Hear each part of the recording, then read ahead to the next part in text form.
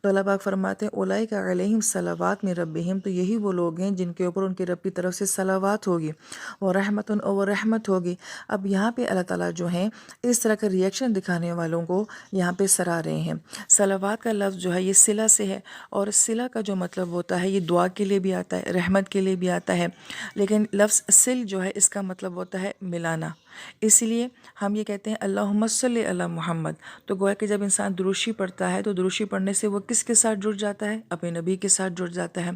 صلوات جو کہ نماز کے لیے آتا ہے، صلوات بھی سل سے ہے، اور سل کا کیا مطلب ہے کہ نماز انسان کو اللہ تعالیٰ کی ذات کے ساتھ جوڑ دیتی ہے۔ بہت ہی خوبصورت معنی صلوات کا ہے۔ لہٰذا یہاں پہ صلوات کیا ہے کہ جو انسان مشکل وقت میں اللہ تعالیٰ کے ساتھ گلہ شکوہ نہیں کرتا اور یہ دعا پڑھتا ہے، تو یہ دعا کیا کرتی ہے؟ یہ مشکل حالات انسان کو اللہ تعالیٰ کے ساتھ جوڑ دیتے ہیں، یہ شکر کے لفاظ انسان کو اللہ تعالیٰ کی ذات کے ساتھ جوڑ دیتے ہیں۔ تو اللہ پاک فرماتے ہیں کہ گویا کہ اس طریقے سے میرا بندہ میرے ساتھ جڑ جاتا ہے تو اس پہ اللہ تعالیٰ کی رحمتیں ہوتی ہیں۔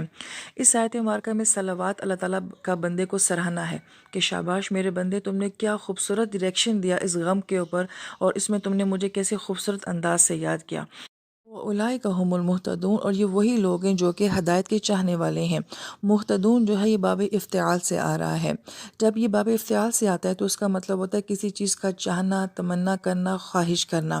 تو مہتدون کا مطلب یہ ہوتا ہے کہ بندہ اللہ تعالیٰ سے ہدایت چاہتا ہے، اور ہدایت چاہنے کے لیے اس کا ایسا رویہ ایٹیٹیوڈ ہوتا ہے کہ وہ اللہ تعالیٰ کے ساتھ لڑتا نہیں ہے، گلے شکوے نہیں کرتا، بلکہ وہ اللہ تعالیٰ کو جو ہے محبت کے ساتھ یاد کرتا ہے۔ تو اللہ تعالیٰ فرماتے ہیں جو اس انداز سے اللہ تعالیٰ سے ہدایت مانگتے ہیں تو ایسے لوگوں کو اللہ تعالیٰ کی طرف سے رحمت بھی ملتی ہے اور شاباش بھی ملتی ہے، جو کہ صلوات کی صورت میں ہوتی ہے۔